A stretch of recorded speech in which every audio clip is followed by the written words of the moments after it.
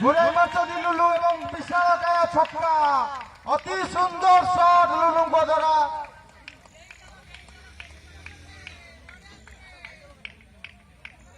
দলীয় স্কোর 21 রানକୁ বৃদ্ধি। অতি সুন্দর ব্যাটিং করছেন লুলু। সুন্দর ব্যাটিং করছেন লুলু।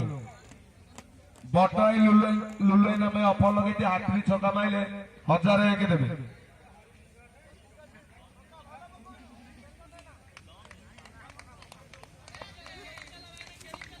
পরবর্তী বল গুরুঙ্গ দ্বারা সামনা করছেন লুলু।